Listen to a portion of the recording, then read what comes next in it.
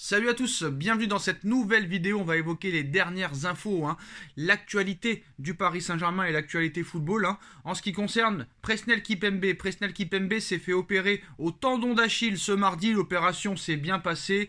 7 mois d'absence pour Presnel Kimpembe qui sera peut-être de retour en octobre 2023. Donc 7 mois d'absence. Bon courage et bon rétablissement à Presnel Kimpembe. En ce qui concerne le dossier Achraf Hakimi, les démentis s'enchaînent. Son avocate a démenti très clairement les accusations de cette jeune femme sont complètement fausses.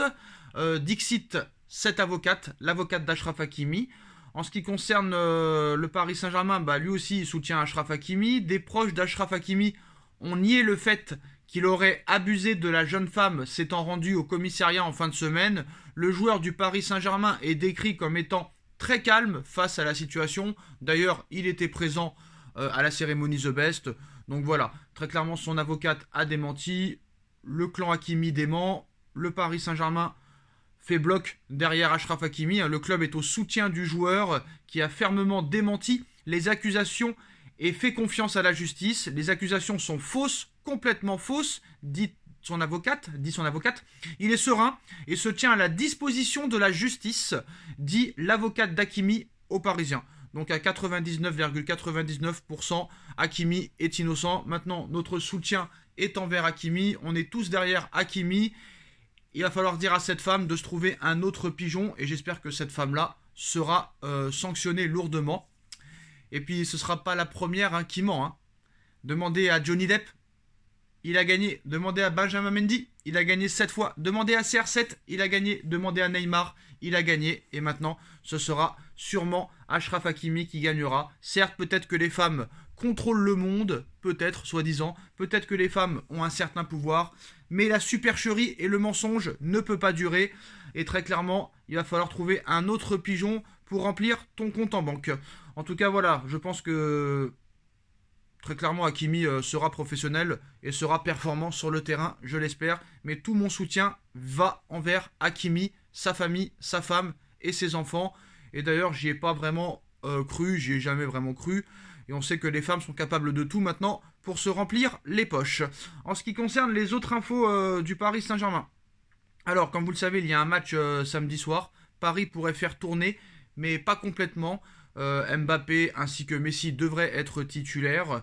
En ce qui concerne Luis Campos, Ilyes Ousni est l'un des talents les plus prometteurs du centre de formation du Paris Saint-Germain aux yeux de Luis Campos. De gros clubs, dont le FC Barcelone et Manchester City, l'ont supervisé avant qu'il signe jusqu'en 2026 avec le PSG.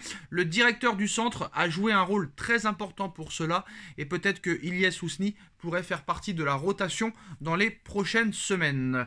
Maintenant, en ce qui concerne les infos mercato, grande révélation de la saison en Italie. Alors je vais essayer de prononcer son nom correctement. Kvisha Kvaratskhelia possède une sacrée cote sur le marché des transferts. Plusieurs clubs européens comme le Paris Saint-Germain s'intéressent au Géorgien pour l'été prochain, mais le Napoli ne compte pas laisser filer son ailier un an après sa signature, à moins que une équipe mette le paquet. Alors totalement méconnu à son arrivée l'été dernier, Kvisha Kvaratskhelia, 22 ans, pourrait devenir l'une des attractions du prochain mercato. L'ailier du Napoli réalise des débuts exceptionnels et n'est pas étranger au statut de leader de son équipe.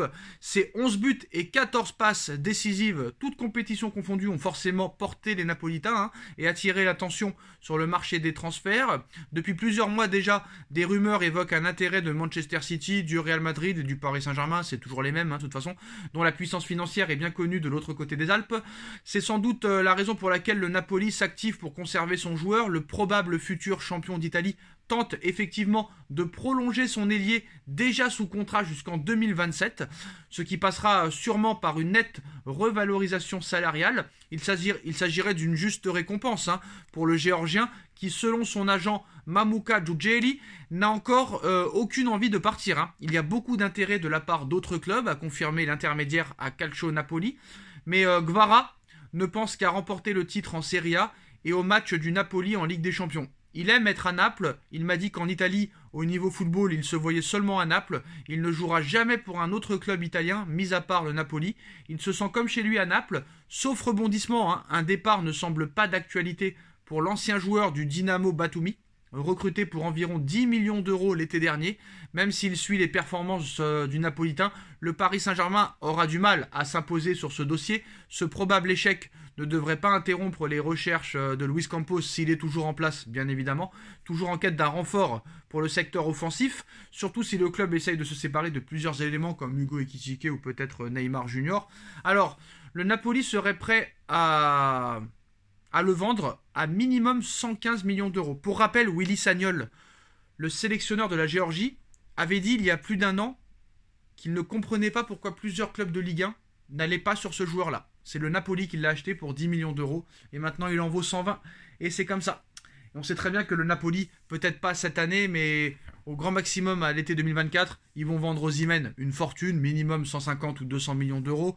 Lui, s'il continue, ce Géorgien, sur cette lancée, il vaudra minimum aussi 150-200 millions d'euros. C'est ça un peu la politique, hein, de ces équipes-là. Mais ce qui est fort avec le Napoli, c'est qu'il y a une vraie gestion, un vrai organigramme, un vrai président. Ce club progresse d'année en année. Il va être champion d'Italie. Et en plus de ça, il est fort probable que le Napoli soit dans le top 4 européen à l'heure où on parle.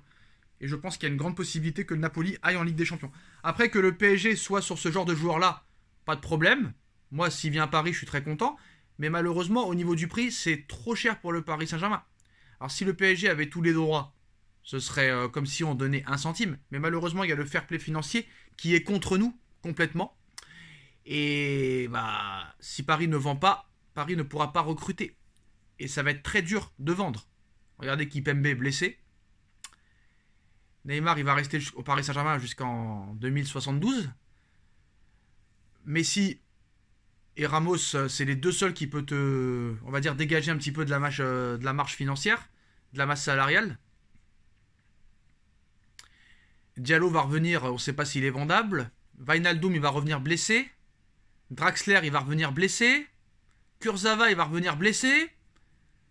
Icardi, je ne sais pas combien tu vas pouvoir en tirer, donc ça paraît quand même très compliqué pour attirer Kvaratskhelia. On verra ce qui se passera, mais bon, ça va être compliqué. Le seul qui est bankable à l'heure actuelle, c'est Mbappé. C'est le seul qui est bankable à l'heure où on parle. Et Nuno Mendes. Voilà, c'est les deux seuls joueurs qui sont bankable. Nuno Mendes et Kylian Mbappé. Sauf que ces joueurs sont intransférables. Après, Mbappé, il sera à 1 an de la fin de son contrat. Mais je pense pas qu'il y ait des clubs qui mettront 200 millions d'euros à 1 an de la fin de son contrat, alors qu'il pourrait l'avoir libre.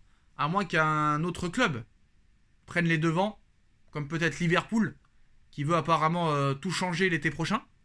C'est fort possible aussi que Liverpool pose 200 millions pour Mbappé. On sait que Klopp est un grand fan du joueur. Donc on verra ce qui se passera. Voilà les postos, c'est la fin de cette vidéo. Dites-moi en commentaire ce que vous en pensez. On like, on partage, on commente, on s'abonne. On se retrouve très vite pour une nouvelle vidéo les postos. Tchuss.